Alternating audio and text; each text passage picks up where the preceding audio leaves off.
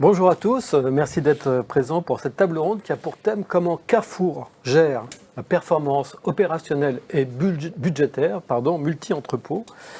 Et donc pour ce débat, j'ai le plaisir d'accueillir sur le plateau 4 invités, auxquels je vais d'ailleurs demander de bien vouloir se présenter, peut-être en commençant par Olivier. Bonjour Jean-Philippe, bonjour à tout le monde. Donc, je suis Olivier Bernard, je suis directeur du développement commercial pour la France chez DSIA. Merci. Cédric. Bonjour à tous, Cédric Pensivi, je suis responsable orgaméthode national en logistique pour Carrefour. Mathieu. Bonjour, je m'appelle Mathieu Cheminet, je suis directeur d'entrepôt pour Carrefour à Vendin-le-Vieil dans les Hauts-de-France. Très bien, merci. Et pour finir, Emmanuel. Bonjour à tous, donc Emmanuel Barrière, je suis chef de projet chez DSIA et je m'occupe de mettre en œuvre la solution AB Value. Très bien, merci. Alors, peut-être dans un premier temps, une petite présentation de Carrefour Supply Chain pour qu'on comprenne bien un petit peu le périmètre. Cédric. Donc, Carrefour Supply Chain, donc c'est la logistique d'une soixantaine d'entrepôts pour délivrer environ 5600-5700 magasins. Ouais. Tout format, hyper, super, proximité, cash et ce, en passant par les approvisionnements de marchandises à la préparation dans l'entrepôt et le transport de ces marchandises vers les clients. On est donc multi-format et multi-activité ouais. Avec du frais, du fruits et légumes, du sec, du non-alimentaire. Mmh. Et voilà. Ça représente combien de personnes à peu près ? On est à environ 8000 personnes. Ouais. 8000 personnes. Grosse activité donc. DSIA, un petit mot Olivier. Donc DSIA, grosse actualité pour DSIA. Grosse actualité, oui. Donc déjà pour ceux qui ne connaissent pas, je vais rapidement présenter DSIA. Sûr, ouais. Donc on est une société de services dans les systèmes d'information dédiés à la supply. Aussi bien sur la partie exécution avec des WMS, TMS que sur la partie analytics avec AB Value dont on va parler. Ouais. Donc on est éditeur de logiciels. Hein.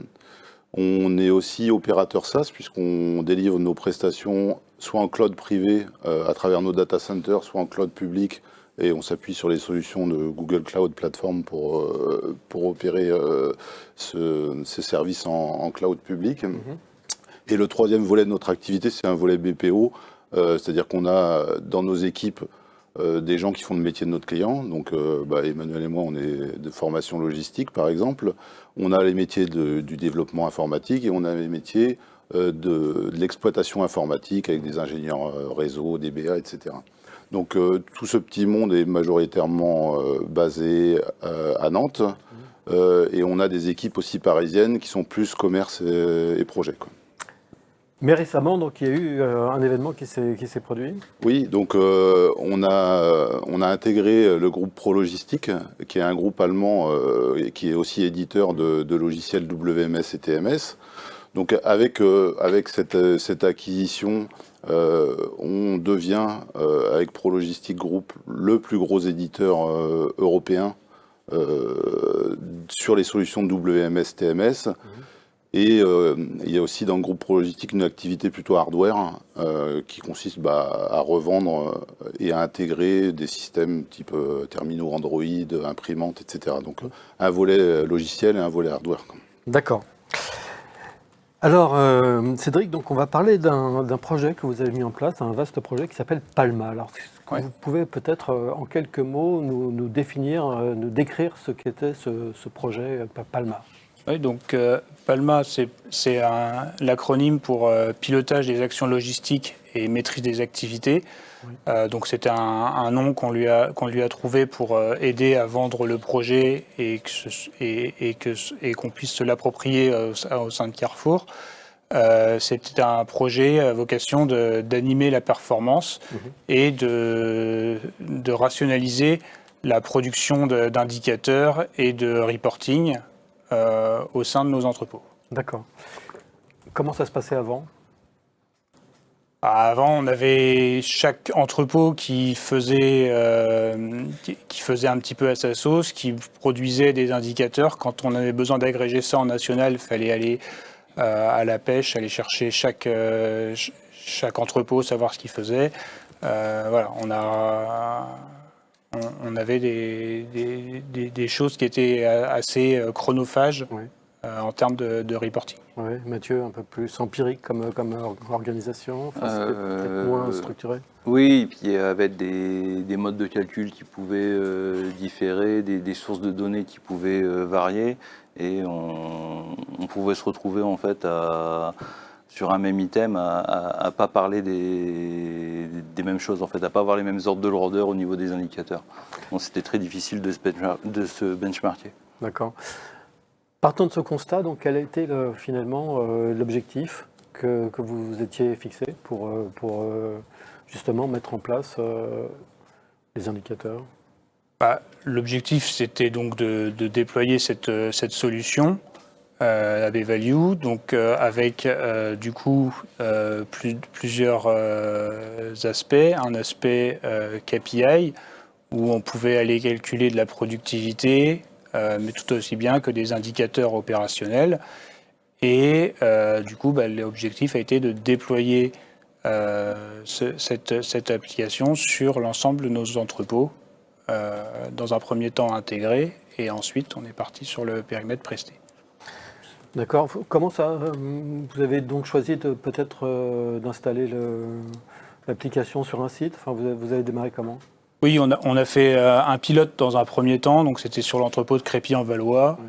Ce pilote a été choisi de manière très empirique pour des soucis de proximité géographique avec les chefs de projet de l'époque. Derrière, on a refait un deuxième pilote pour s'assurer du bon fonctionnement du notre paramétrage. Et ensuite, on a dupliqué ce paramétrage-là sur l'ensemble des projets, avec l'aide de Emmanuel notamment. Ouais. Ça a été compliqué à mettre en place, enfin, quand on part de rien, j'allais dire. Comment on met ça en place? Est-ce que ça a pris du temps? Est-ce qu'il a fallu convaincre des gens dans notre pot? Alors, la partie technique, avec l'appui de la DSI Carrefour sur l'envoi des flux à DSIA, tous les paramétrages, il y a eu une certaine somme de travail qui a été faite pendant quasiment 6 mois, je dirais. Parce qu'on avait en plus l'ouverture des flux, parce qu'on ne voulait pas que chaque site saisisse manuellement les volumes, les heures. On voulait que tout s'intègre en automatique via EDI. Et ensuite, il a fallu aller convaincre les sites, expliquer aux sites comment utiliser l'outil. Et là, il y a eu toute la partie accompagnement du changement qui, là, a été, un peu plus laborieuse. Peut-être le plus difficile finalement d'expliquer, voilà, parce qu'il y a toujours effectivement de la part des collaborateurs une certaine crainte. On se dit qu'est-ce qui va se passer. Donc ça a été quand même une étape importante pour vous. Oui, c'était la clé du succès. En fait, c'était cet accompagnement du changement. J'avais donc une équipe de deux personnes qui se répartissaient sur tous les sites, qui allaient sur les sites, qui faisaient les formations, les explications, etc. On était accompagné de DSIA aussi sur toute cette partie formation des utilisateurs, pour que justement on arrive à avoir la meilleure adhésion à l'outil. Et donc ça s'est bien passé sur le terrain. Enfin, vous, c'était par exemple, vous, chez vous, comment ça s'est passé? Alors nous, à Vendin, ça s'est bien passé. Donc ça, comme tout projet de conduite de changement, ça a nécessité une implication de la direction et du management en cascade. Conduite de changement de la formation, donner du sens, expliquer aux utilisateurs en fait ce que ça leur apporte, les choses qu'ils pouvaient avoir, où elles vont se retrouver. Comme l'a dit Cédric, on a aussi été accompagné par DSIA qui est venu former aussi nos managers sur le site. Et au fur et à mesure, les managers se sont rendus compte de tout ce que ça pouvait leur apporter. en termes d'accessibilité de la donnée, là où il y a des choses qu'ils n'arrivaient pas à avoir parce que c'était compliqué à avoir, en recherche d'historique, en comparaison avec les autres entrepôts. Et ils sont devenus beaucoup plus autonomes en fait dans l'animation de la performance de leur équipe. C'est un projet très ambitieux, donc avec un périmètre très large, puisque ça concerne aujourd'hui. Donc il y avait 28 entrepôts intégrés Ouais. qu'on a fait, où là il y a eu vraiment l'accompagnement du changement. Et ensuite, on a redéployé également la solution de manière plus light sur les 30 entrepôts, la trentaine d'entrepôts prestés que l'on a également, pour ne serait-ce qu'avoir les KPI opérationnels. Ouais, un vrai projet stratégique donc, qui touche vraiment l'ensemble de la supply de Carrefour. Quels étaient les prérequis au départ? Comment vous avez défini le cahier des charges? Quels étaient les objectifs que vous étiez fixés avec cette application? Les objectifs, en fait, on voulait vraiment diminuer toute cette production de reporting manuel. C'était vraiment ça l'un des premiers objectifs. Avoir des indicateurs harmonisés qui soient calculés partout pareil. Quand un chef d'équipe change d'entrepôt, l'indicateur il continue à calculer pareil, il n'a pas besoin de se réapproprier la méthode. D'accord. Et avoir un suivi de notre performance et un aspect économique qu'on est venu intégrer avec un autre des modules de DSIA qui nous permet de voir notre atterrissage économique à fin du mois et à fin d'année, en se positionnant sur l'écart entre notre réel et notre cible et projeter ces éléments-là avec différents inducteurs que l'on met en place. Oui. Effectivement, c'est des indicateurs très, très intéressants. Et Emmanuel, qu'est-ce qu'on peut dire de l'outil? Quelle est sa valeur ajoutée par rapport à ce qui existe sur le marché? Cédric l'a un peu abordé, c'est-à-dire que la solution AB Value, elle est composée de plusieurs modules. Donc un module d'operational monitoring qui est le cœur de la solution, qui va permettre de suivre tous les KPI opérationnels. Et à côté de ça, on a des modules complémentaires. Donc on va retrouver un module de planification des opérateurs, qui va servir à adapter la capacité de production à la charge de travail, à s'assurer qu'on a bien mis le bon effectif en fonction du travail à effectuer. Il y a un autre module qui s'appelle le module financier, donc c'est ce dont parlait Cédric, qui va permettre justement de faire cet atterrissage financier fin de mois ou fin d'année, et également de suivre une sorte de PNL simplifié opérationnel. Enfin, on a un module qui permet de modéliser en fait toutes les gammes de l'entrepôt. Et ça permet aussi, c'est une valeur ajoutée qu'on a dans l'outil, de fournir une cible complémentaire aux opérationnels, c'est-à-dire qu'ils vont se comparer non seulement à leur cible budgétaire, mais aussi à cette cible issue de la modélisation, qui elle va tenir compte de la réalité du mix flux traité par l'entrepôt. D'accord. Donc c'est ce qui va apporter une vraie différence. D'accord. On connaît bien DSIA à travers son produit phare, qui est Logistar, qui est un WMS. Aujourd'hui, AB Value peut s'acquérir indépendamement du WMS. Oui, tout à fait. C'est justement le cas ici avec Carrefour, puisque l'entrepôt, le WMS utilisé n'est pas Logistar. C'est un faux générique, si je ne dis pas de bien. Voilà. Et donc, effectivement, il n'y a pas du tout de lien obligatoire entre AB Value et Logistar. On peut recevoir de la donnée de n'importe quel WMS. Ouais. D'ailleurs, de plus en plus, Jean-Philippe, on s'interface plus avec le WMS, mais de plus en plus avec le data lake des clients. D'accord. Et notamment, c'est aussi pour ça qu'on a investi nous, dans les solutions de Google Cloud Platform. Ça permet une intégration facilitée, on va dire, dans les deux sens. C'est-à-dire qu'à la fois, ça permet de consommer de la donnée sur l'ensemble des WMS d'une organisation et de restituer aussi de la donnée aux clients parce que des fois, lui-même a des reporting plus corporate, dans lequel il a besoin de quelques données d'ABE Value pour agrémenter un reporting un peu plus global et un dashboard plus global. Donc, de plus en plus, on va s'interfacer avec les data lakes de nos clients.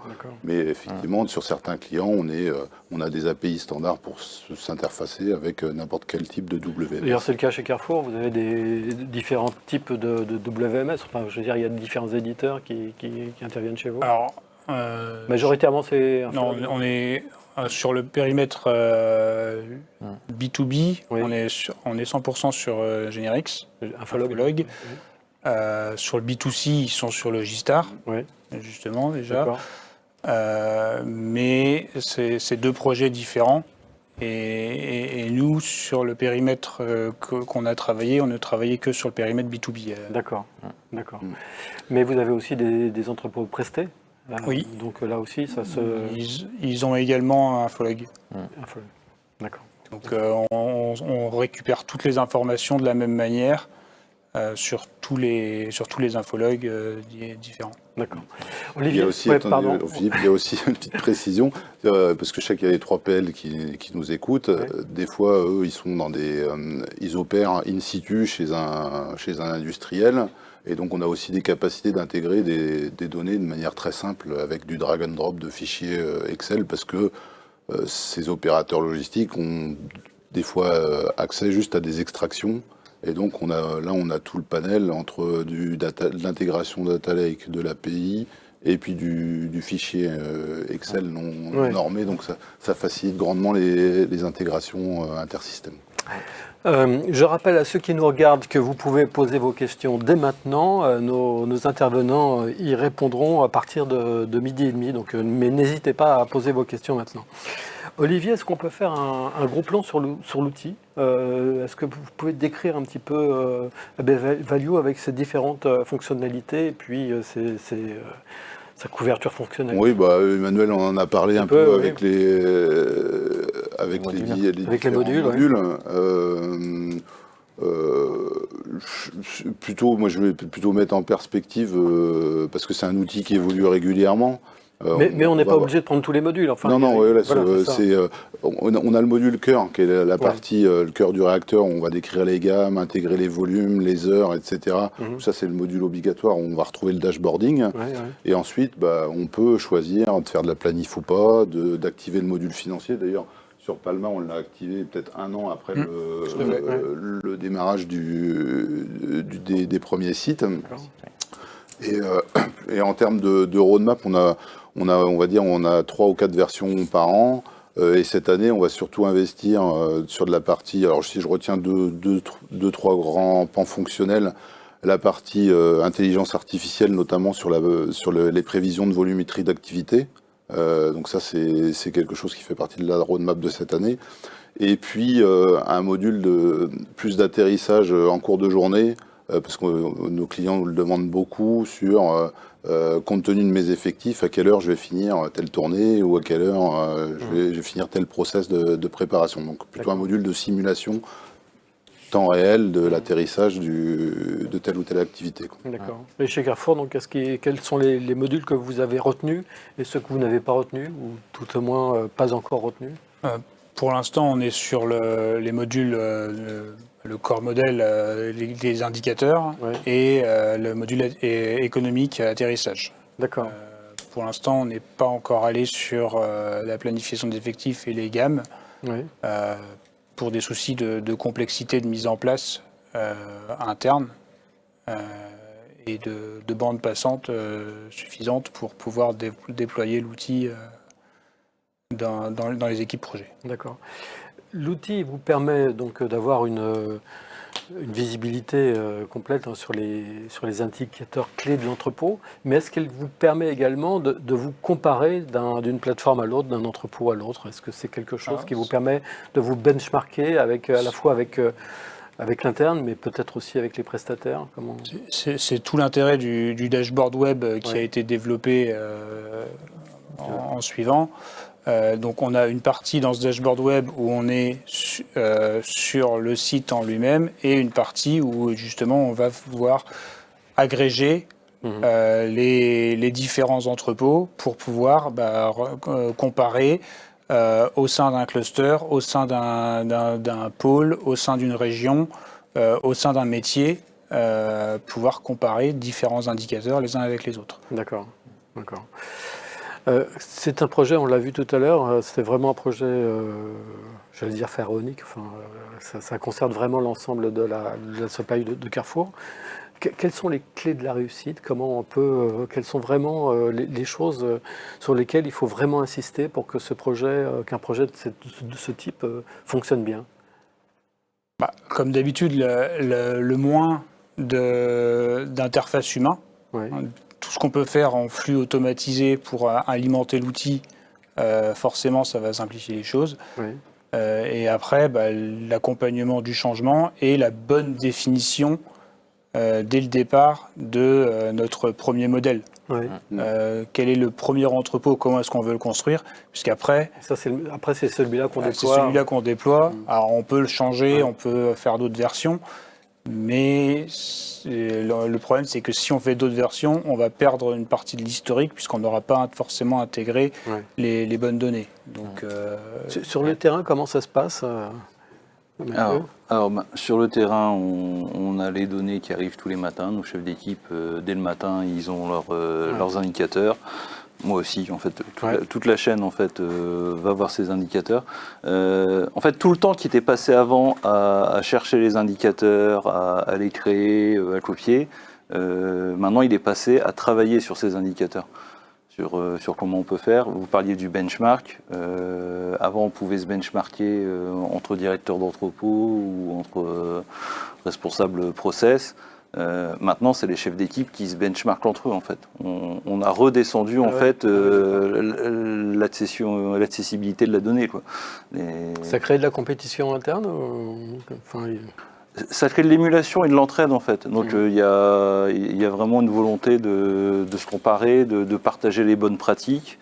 Et c'est des choses qu'on voit en fait lorsqu'on a des gens qui viennent visiter des entrepôts ou autres. Ils disent voilà, on a vu ça, on va aller voir les indicateurs, est-ce que ça a un impact derrière. Donc, est-ce que l'outil a bien été accepté? Est-ce qu'il n'y a pas eu à un moment donné un phénomène un petit peu de méfiance vis-à-vis d'un outil qui pourrait être jugé par certains comme intrusif ou un peu trop... Non, en fait, c'est pas intrusif parce qu'en fait, c'est exactement ce qu'il y avait avant, mais en automatisé, en beaucoup plus lisible et accessible en fait. Donc c'est les données qui étaient traitées auparavant, à part que ça devient beaucoup moins chronophage à les utiliser. Comment s'est passé le déploiement? Donc comment on passe d'un site pilote à 59 entrepôts installés? On a fait le site pilote en 2019. On a validé le pilote en juin 2019.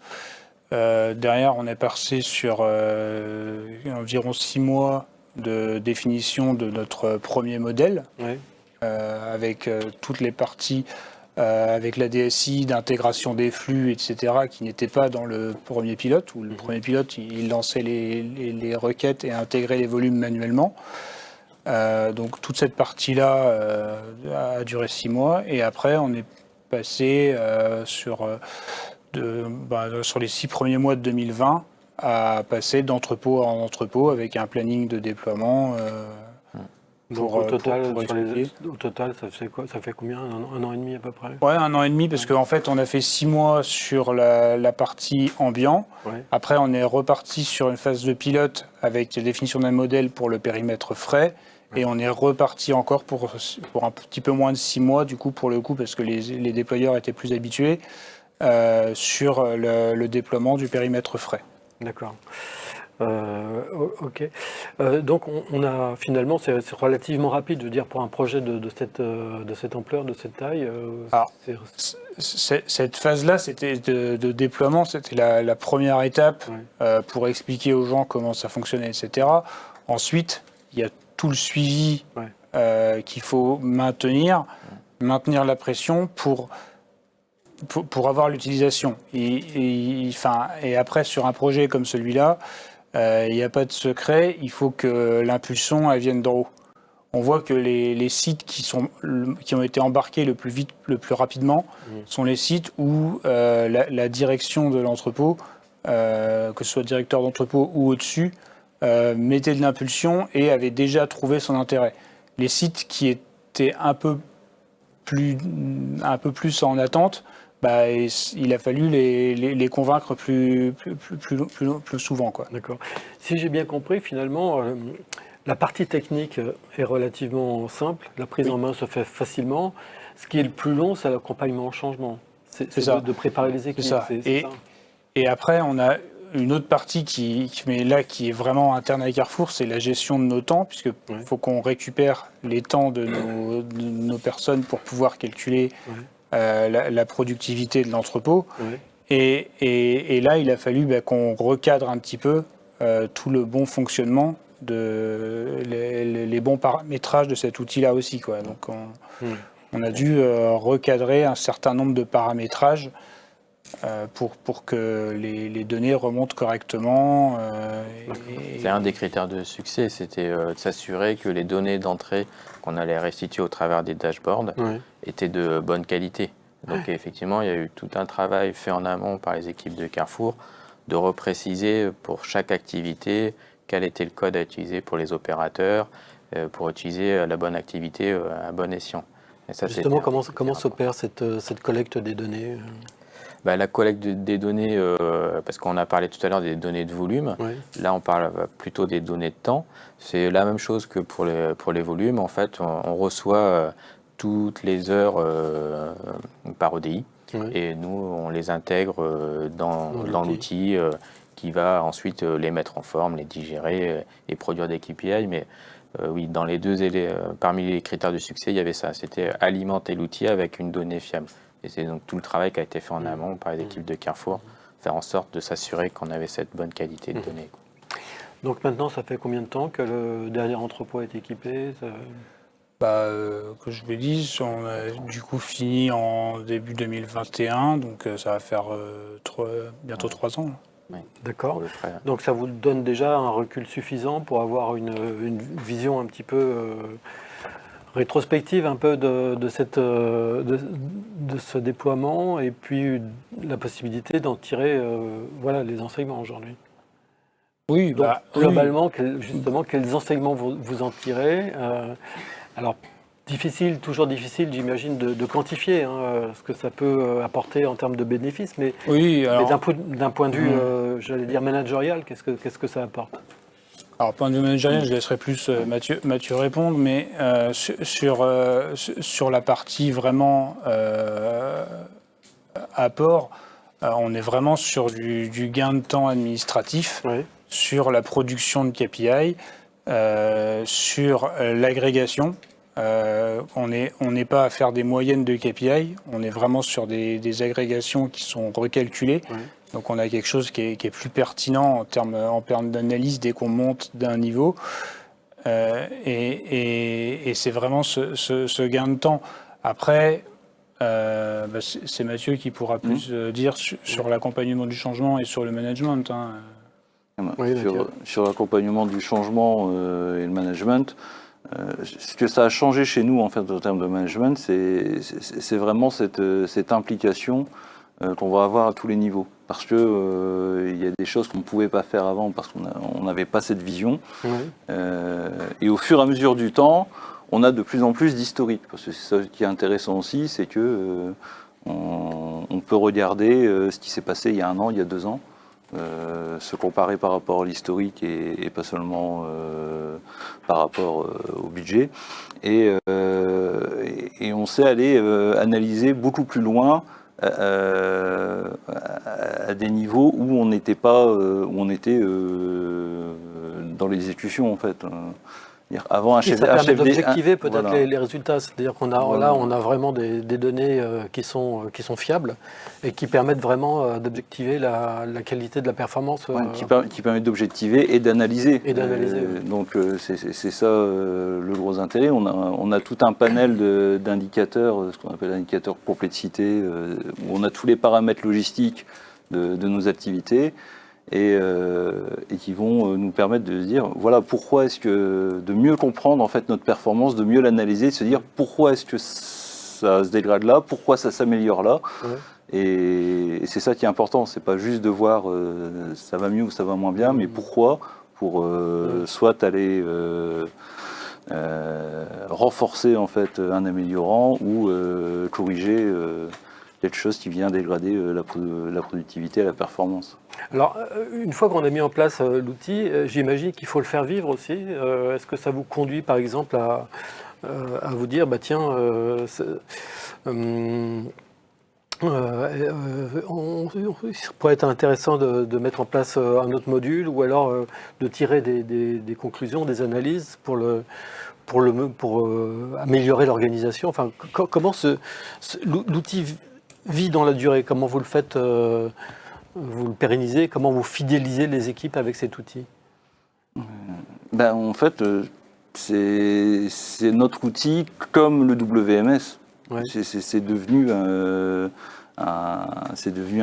outil impératif en fait. En plus, il est utilisé sur tous les sites, donc on a un chef d'équipe qui vient d'un autre entrepôt ou qui est en immersion qui vient. Il n'est pas perdu, il n'est pas dépaysé, il a exactement les mêmes indicateurs. Il va avoir une activité qui va être différente, mais voilà, c'est un outil comme le TMS, c'est un outil du transport, le WMS pour l'ensemble de l'exploitation, en fait, c'est un outil comme les autres. Est-ce que ça vous permet d'avoir plus de réactivité, par exemple à l'intérieur de l'entrepôt, de souplesse en tous les cas? Ou pas? Non, c'est pas le but? C'est pas franchement le but, puisqu'on est sur des données à J+1. Ouais. Aujourd'hui, on ne s'est pas encore branché sur... Enfin, il y a également un module temps réel qui existe, mais sur lequel on n'est pas allé. On est vraiment... Là où on trouve notre intérêt, c'est sur vraiment également ce que précisait Olivier, sur les dashboards que l'on reconstruit nous, où on vient chercher des indicateurs de Palma, pour venir les agréger avec des indicateurs qui viennent d'autres sources de données pour avoir tout sur la même page. Et c'est vraiment là qu'on trouve l'intérêt, puisque ensuite, on a toute cette notion de filtre qui nous permet, même sur notre outil annexe, de venir descendre soit au site, soit agréger, etc. Et on est plus sur de la production de dashboards et d'indicateurs automatisés et harmonisés. C'est vraiment le bon terme, c'est vraiment harmonisé, quoi. Ouais. Tous les indicateurs sont calculés de la même façon sur tous les entrepôts. Oui. Est-ce que les données sont gérées donc au niveau local, mais est-ce qu'elles remontent aussi au niveau national qui pourrait en tirer une analyse, quoi. Moi, je au niveau financier, par exemple, est-ce que la finance... Oui, le contrôle de gestion, notre contrôle de gestion se sert des indicateurs, notamment du tableau de bord économique, pour piloter l'atterrissage fin de mois lors de ces revues de performance. C'est des données qu'ils exploitent à aujourd'hui, et on a des visuels qui permettent d'avoir cette notion avec tous les entrepôts agrégés ou filtrés que sur certains entrepôts, etc. D'accord. En fait, c'est l'intérêt aussi, on dira le contraire, mais c'est que ça adresse tous les acteurs de l'entrepôt, du chef d'équipe au responsable d'exploitation, le directeur de site, le contrôleur de gestion. Et tous parlent des mêmes chiffres, ils ont les mêmes données d'entrée, donc il n'y a plus d'incompréhension qui peut exister quand le contrôle de gestion fait ses études avec ses chiffres et puis le chef d'équipe, lui, calcule sa productivité éventuellement avec d'autres.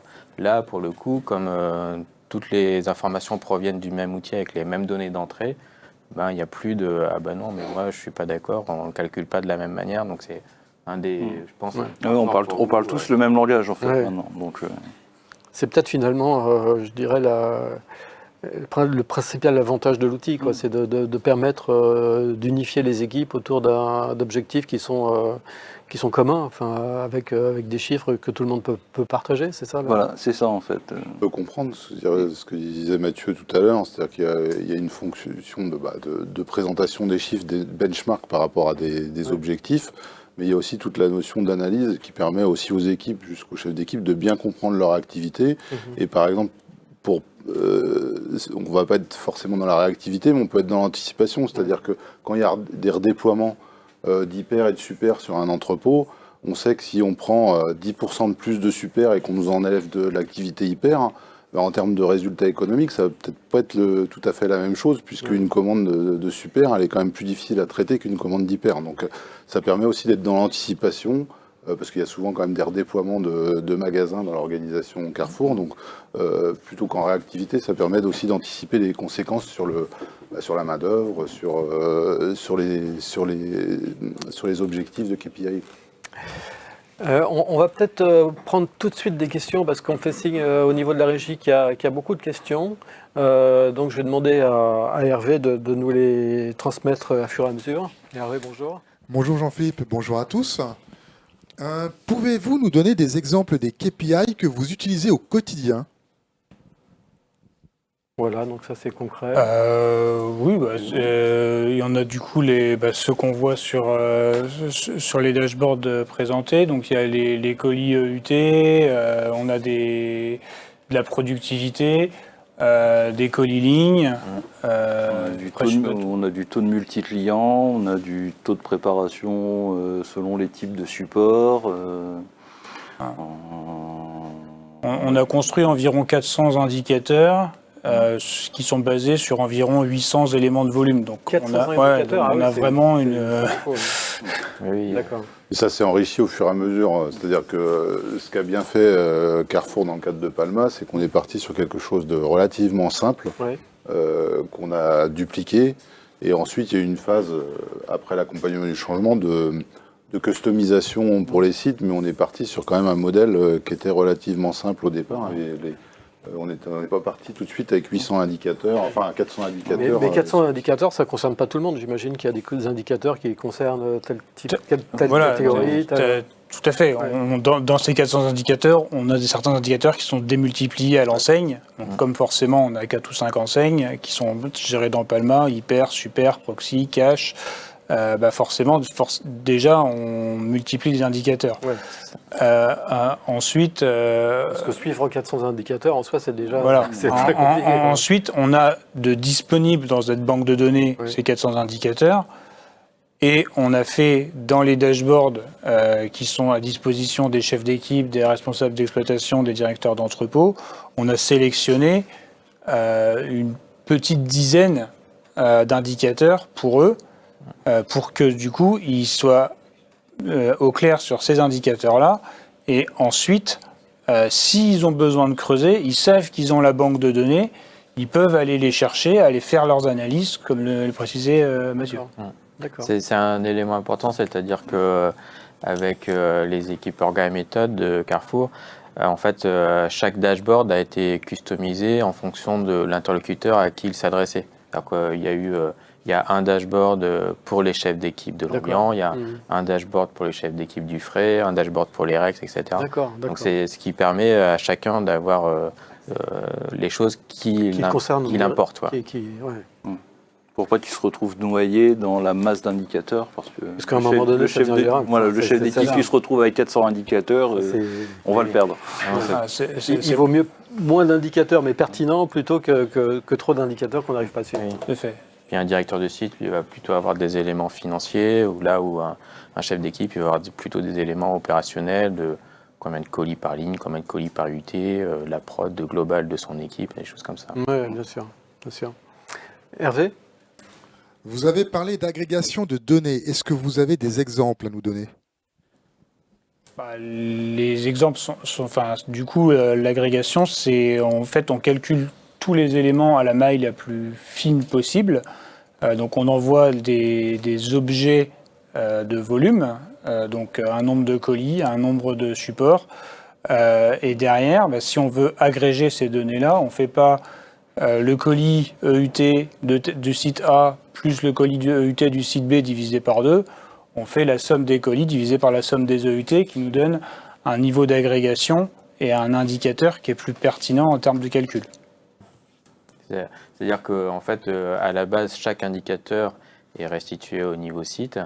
Comme l'expliquait Cédric, en fait, pour faire de l'analyse multisite, on a des axes d'analyse qui peuvent être des clusters, qui peuvent être une type de prestation, est-ce que c'est des sites intégrés, prestés, etc. Et donc, pour faire cette agrégation-là, c'est la méthode qu'explique Cédric. D'accord. Hervé ? La solution AB-Value a-t-elle permis d'améliorer l'efficacité du transport, par exemple baisse des retards ou meilleure ponctualité? Alors, on est sur nous, sur Palma, ce qu'on a mis en place, on est sur le périmètre entrepôt. Donc, ça part de la réception de la marchandise jusqu'au départ du camion. D'accord. Ce qui se passe après, c'est plus dans le périmètre que l'on a pris dans le projet tel qu'on le voulait. Donc, toute la partie transport, nous, à aujourd'hui, on la gère pas. Après, je sais pas si c'est faisable. Si, en termes de process, tout ce qui est un process peut être piloté par AB-Value, mais ça ne va pas influer sur les volumes transportés ou une meilleure optimisation du remplissage des camions. Ouais. On est vraiment focalisé sur la performance opérationnelle, c'est-à-dire dans une cellule transport, il y a de l'intégration des ordres, il y a de la mise en tournée, il y a de la préfacturation. Tout ça, on peut le monitorer en termes de process, mais on ne va pas s'intéresser au remplissage des camions, si ce n'est en restituer un indicateur. Mais, voilà. On pourra restituer l'indicateur qui dit si le camion a été plein ou pas plein. Après, charge à l'exploitant de faire en sorte qu'il soit plein, mais ce n'est pas effectivement l'outil qui le permettra. Comment on vend un projet comme ça en interne pour le faire accepter par les équipes là, tout à l'heure, on a dit qu'effectivement, c'était un aspect important dans l'acceptation des équipes. Quels sont les arguments que vous mettez que vous avez mis en avant? Les arguments c'était vraiment le gain de temps administratif dans un premier temps. C'est vraiment celui-là qui a été le premier argument. Après, on a eu l'impulsion de la direction, ce qui aide à vendre un projet, quand même, faut se le dire. Et après, oui, non, c'est l'harmonisation des méthodes de calcul, c'est l'automatisation des reporting. C'est ce qu'on a mis comme données. Vous avez eu de la résistance au changement? Est-ce qu'il y a eu dans certains cas, dans certains entrepôts ou certains endroits, est-ce qu'il y a eu des fois des interrogations en fait, pas beaucoup de résistance, des interrogations en fait, il y a eu de la pédagogie, c'est pour ça aussi qu'on a eu de la formation, en expliquant qu'on n'allait rien enlever, qu'on allait plutôt ajouter ce que ça allait apporter. Et une fois qu'on a bien expliqué ce que ça vient apporter, que ça ne rajoute pas du travail supplémentaire, il pouvait y avoir des gens qui pensaient que c'est un outil supplémentaire, je vais devoir aller dessus en plus, alors qu'en fait c'est un outil qui fait gagner du temps par rapport à ce qui était distant. En fait. D'accord. Hervé, est-ce qu'on a d'autres questions? Pas d'autres questions pour l'instant, Jean-Philippe. D'accord. Est-ce que, en termes de résultats, d'enseignement, quels sont les principaux enseignements que vous a apporté l'outil? Est-ce qu'il y a eu est-ce que vous avez pu aujourd'hui tirer déjà les principaux bénéfices de l'outil?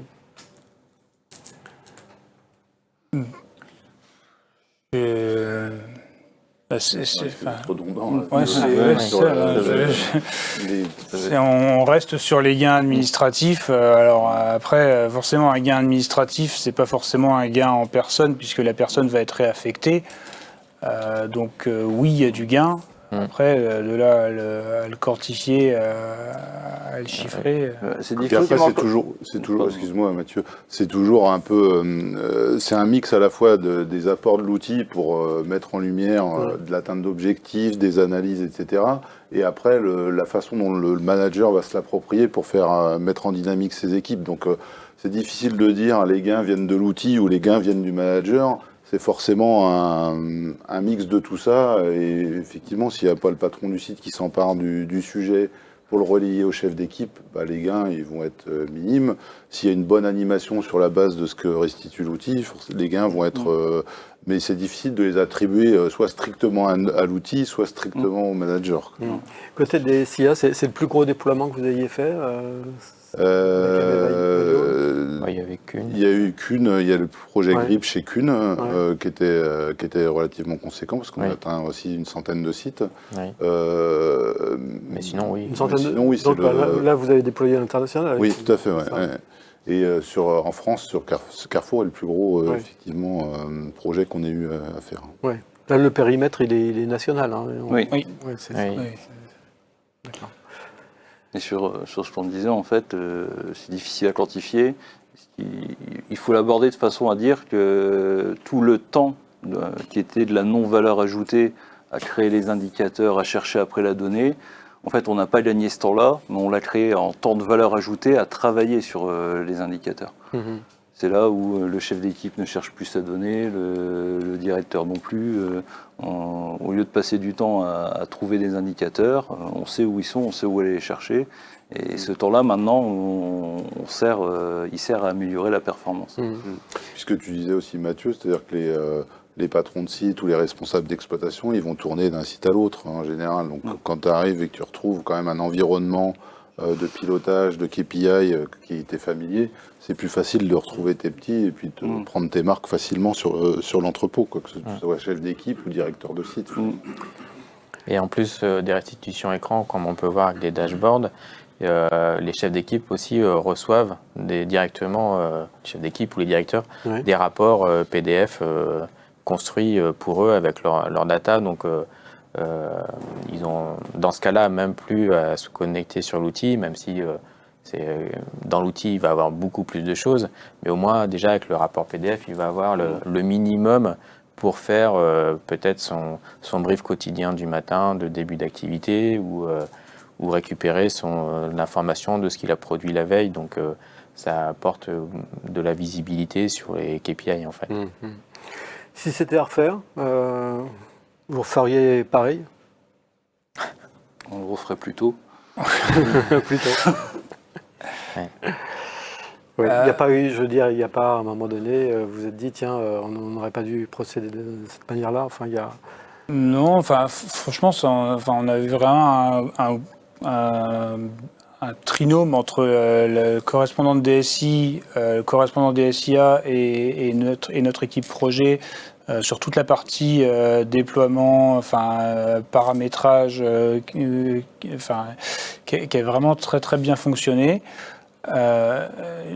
Quand on est parti sur le déploiement, forcément, il y avait des questions sur je suis pas d'accord avec tel chiffre, etc.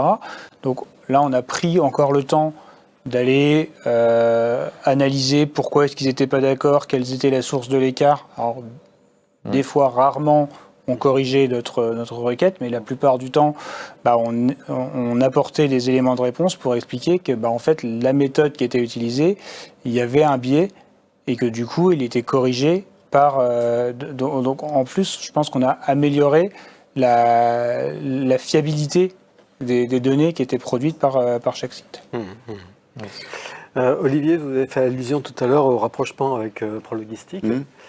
Est-ce que ce rapprochement, ça ouvre des nouvelles opportunités justement pour AB Value? Est-ce que ça s'inscrit en complémentarité Oui, parce que effectivement, avec l'intégration du groupe ProLogistique, il y a des synergies, on va dire, techniques pour mutualiser, notamment sur de la partie R&D, servir de composants techniques que nous, on n'a pas travaillé. Et notamment, je sais ProLogistique a beaucoup travaillé sur la partie IA, donc on va intégrer ça sur la partie technique. Sur la partie fonctionnelle, il y a des synergies aussi, puisque nous, on est plutôt positionné sur du grand compte avec de la customisation, du développement sur mesure, là où le groupe ProLogistique est plutôt sur la partie middle market avec des solutions sur étagère. Et donc, AB Value ne fait pas partie de leur portefeuille, donc nous, ça va être des synergies commerciales, du cross-selling. Et il y a des modules comme PL Notification, par exemple, qui est un module de notification de prise de rendez-vous. Vous savez, quand vous commandez sur Internet ou même pour le B2B, qui vous permet de recaler votre rendez-vous avec une intelligence artificielle dont nous, on ne dispose pas sur la partie TMS et qu'on va intégrer dans nos solutions. Et pour ceux que ça intéresse, on est au SITL la semaine prochaine, on fera des démos de ce type de solutions. Donc oui, il y a beaucoup de synergie, à la fois en cross-selling ou en synergie technologique, on va dire. Et ça vous ouvre aussi des possibilités internationales, Oui, c'est un des axes forts aussi de ce rachat, c'est-à-dire que là, on a une capacité d'intervention pan-européenne et aussi en Amérique du Sud, parce que le Pro Logistique a des clients en Amérique du Sud. Juste quelques chiffres, c'est 100 millions d'euros de chiffre d'affaires, c'est plus de 1300 clients, donc forcément, ça ouvre des perspectives intéressantes. Y compris chez des clients où les solutions d'SIA ou Pro Logistique sont déjà installées, j'imagine. Tout à fait. Oui, c'est les 1300 clients dont je parle, c'est effectivement 1300 clients que potentiellement on ne connaît pas et qui pourraient être intéressés par AB Value. Très bien, écoutez, en tous les cas, un grand merci pour ce tour d'horizon et puis pour ce témoignage d'une réalisation de grande ampleur, le projet Palma, qui effectivement touche, je le rappelle, 59 entrepôts et plateformes, tout format confondu et toute activité confondue, y compris donc les prestataires. Merci d'avoir été aussi transparent sur la réalité de cette application. Et puis merci à DSIA d'avoir pris l'initiative de cette réunion, de cet échange avec donc les inscrits et puis les invités de Supply Chain Village. Merci également à vous d'avoir suivi l'émission et à très bientôt pour une autre émission de Supply Chain Village.